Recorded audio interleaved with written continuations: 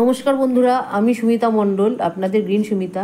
আজকে আপনাদের আরেকটা নতুন ভিডিও দেখানোর জন্য নিয়ে এসেছি আমার ছাদ বাগানে।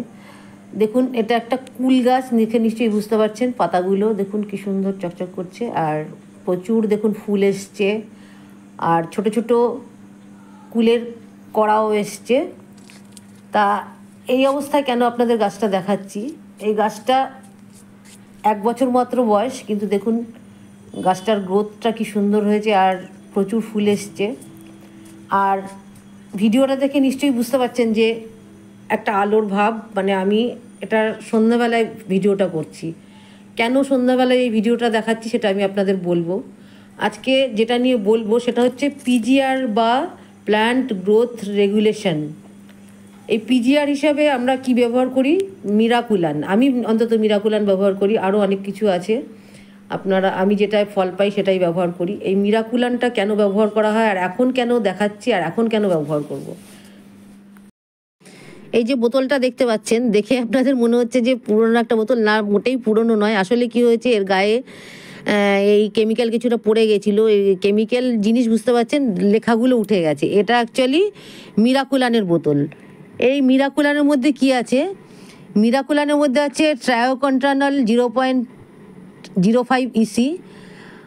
এই ইসি কথার মানে হচ্ছে ইমালসিফায়ার কনসেন্ট্রেটেড। তা এই ট্রায়োকন্ট্রানলের মেইন যে ইনগ্রেডিয়েন্ট সেটা হচ্ছে গিয়ে হিউমিক অ্যাসিড। এই হিউমিক অ্যাসিড কিন্তু গাছের মধ্যেও আছে। তা গাছের মধ্যে থাকা সত্ত্বেও আমি কেন গাছে হিউমিক অ্যাসিড দেবো? অনেক সময় কি হয়, ব্যাপারটা হচ্ছে গিয়ে কি বলুন তো, আমাদের যে ডায়াবেটিস আমাদের কিন্তু ডায়াবেটিস কেন হয়? ইনসুলিন যখন তৈরি না হয় তখন কিন্তু আমাদের ডায়াবেটিস তৈরি হয়।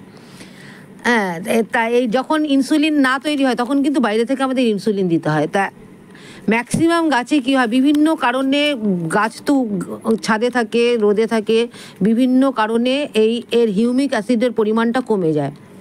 তখন কি হয়, এই বাইরে থেকে এই হিউমিক অ্যাসিডটা প্রয়োগ করতে হয়। এই হিউমিক অ্যাসিডের কাজ কি?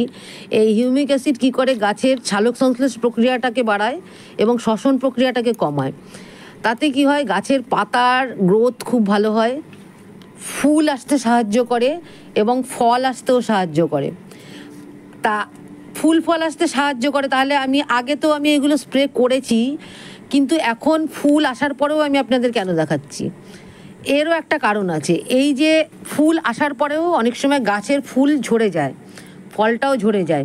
তা এই কুল গাছটায় আমি এখন কেন দিচ্ছি, দেখুন এই যে এখন যে কুলের যে ফুলটা এসছে বা ফলটা এসছে, এই হিউমিক অ্যাসিড বা এই যে মিরাকুলানটা দিলে পরে কি হয়, স্প্রে করলে পরে কি হয়, এটাকে এই যে ফুল ঝরাটা বন্ধ করে এবং গাছের পাতাটা সুন্দর থাকে, আর ফলটাও ঝরে যেতে বাধা দেয়।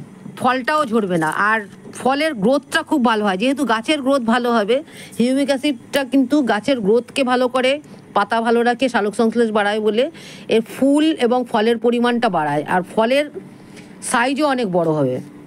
তা আমি এখন কেন দিচ্ছি, এখন আমি এই জন্যই দিচ্ছি। আর এই যে মিরাকুলানটা কখন দিতে হবে, আপনাকে দিতে হবে, এটা কিন্তু একটা কেমিক্যাল জিনিস, সেটা কিন্তু আপনি রোদের মধ্যে কখনোই ব্যবহার করবেন না। খুব সকালবেলা রোদ ওঠার আগে আপনি ব্যবহার করতে পারেন। আর আমি এখন কেন দেখাচ্ছি, রোদটা চলে গেছে, সন্ধ্যের সময় আমি এখন এটা স্প্রে করে দিচ্ছি। কতটা পরিমাণে ব্যবহার করব সেটাও আমি আপনাদের দেখিয়ে দিচ্ছি। আর এটা কেন রোদের মধ্যে ব্যবহার করা হয় না, এটা কিন্তু রোদের মধ্যে ব্যবহার করলে এটা যেহেতু কেমিক্যাল, বিক্রিয়া করে কিন্তু এটা গাছটাকে মেরেও ফেলতে পারে। আর একটা কথা হচ্ছে গিয়ে, যে জলটা আপনি ব্যবহার করবেন সেই জলটায় যেন ক্লোরিন না থাকে। যদি আপনি ট্যাপের জল ব্যবহার করেন, তাহলে সেই জলটাকে অন্তত 12 ঘন্টা রোদে রেখে দেবেন, তাহলে ক্লোরিন জাতীয় জিনিস সব বেরিয়ে যাবে। নাহলে কিন্তু এর সঙ্গে বিক্রিয়া করে গাছটাকে নষ্ট করে দিতে পারে। আর এছাড়া আপনি পুকুরের জলও ব্যবহার করতে পারেন। এটার পরিমাণটা আপনি কি দেবেন, এর কিন্তু পরিমাণ কিন্তু খুব বেশি হয়ে গেলে কিন্তু গাছটাকে মেরে ফেলতে পারে। সেই জন্য আপনি সঠিক মাত্রায় ব্যবহার করবেন এই মিরাকুলান, নাহলে কিন্তু গাছটাকে মেরে ফেলতে পারে। কোনো জিনিসই অতিরিক্ত ভালো নয়। খাবার আপনি বেশি খেলে যেমন শরীর আইডার করে, তেমনি গাছও বেশি খাবার পেলে বা বেশি ওষুধ পেলে গাছ কিন্তু নষ্ট হয়ে যাওয়ার সম্ভাবনা থাকে। সেই জন্য আমি আপনাদের পরিমাণটা ঠিক করে বলে দিচ্ছি। এখানে দেখুন আমি একটা 2 লিটারের কন্টেনার নিয়েছি। এর 2 লিটার জলের মধ্যে আমি 60 ফোঁটা দেবো। এটা একটা আন্দাজ হয়ে গেছে দিতে দিতে। আর তার মানে পরিমাণটা হচ্ছে গিয়ে আপনি 1 লিটার জল যদি নেন তাতে 30 ফোঁটা দিলেই হবে, অর্থাৎ 1.5 ml। 1 লিটার জলে 1.5 ml দিলেই যথেষ্ট। এইবার এটাকে আমি আস্তে আস্তে স্প্রে করে দিই। এটাকে ভালো করে মিশিয়ে নিয়ে তারপরে স্প্রে করে দেবেন। এই যে এই পাতার তলার দিকে বিশেষ করে দেবেন, আর পাতাতেই দেবেন। ফুল বা ফলের মধ্যে যাতে না পড়ে, যত কম পড়ে ততই ভালো। তাতে কি হবে, গাছটার পাতাতে দিলে কি হয়, তাতেই এই যে ফুল এবং ফলটাকে ধরে রাখবে। এটাকে সমস্ত জায়গায় আস্তে আস্তে করে স্প্রে করে দেবেন। এই দেখুন আমি সম্পূর্ণভাবে আস্তে আস্তে করে স্প্রে করে দিচ্ছি, এবং পাতার পেছন দিক থেকেও আমি স্প্রে করে দিচ্ছি দেখুন। আর বারবার করে বলছি, এটা কিন্তু আপনারা দিনের বেলা দেবেন না, রোদের মধ্যে তো দেবেনই না। যদি মেঘলা হয় দিতে পারেন। আর এটা স্প্রে করার পরে অন্তত 6 ঘন্টার মধ্যে যদি বৃষ্টি হয় তাহলে কিন্তু আপনাকে আবার স্প্রে করতে হবে। কেননা কি, এটা 6 ঘন্টা পর্যন্ত না থাকলে এটা কিন্তু কার্যকরী হয় না। আর এটার সঙ্গে আপনি সামান্য স্টিকার দিতে পারেন, কিন্তু এর সঙ্গে কখনোই আপনি অন্যান্য কোনো কেমিক্যাল বা পেস্টিসাইড বা অন্যান্য কিছু ব্যবহার করবেন না। কেননা কি, এর যে একটা ইনগ্রেডিয়েন্টস আছে তার মধ্যে যদি ওই সমস্তগুলো মিশে যায়, বিক্রিয়া করে একটা অন্যরকম পরিস্থিতি হবে এবং গাছটাকে আপনার নষ্ট করে দেবে, গাছটা মারা যাবে। তাই আপনারা সবসময় আমি যেভাবে বলছি সেইভাবেই আপনারা ব্যবহার করবেন। এছাড়া এইটা যদি আপনারা ব্যবহার করতে পারেন তাহলে এরপরে দেখবেন এই যে ফুলগুলো রয়েছে, দেখবেন ফুলগুলো থেকে কী হারে ফল হয়। আস্তে আস্তে আমি এই ফলগুলো আপনাকে দেখাবো।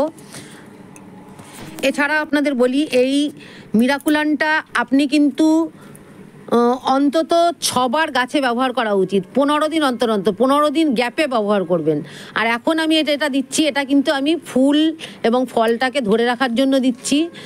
আর ফুল ফল আসার পরেও দিতে পারেন, এটা আগে দিলে সবচাইতে বেশি ভালো হয়। আমি এটা আসার পরেও কেন দিচ্ছি, এটা একটু ওভার প্রোটেকশন নিয়ে নিচ্ছি যাতে ফুলগুলো ঝরে না যায়।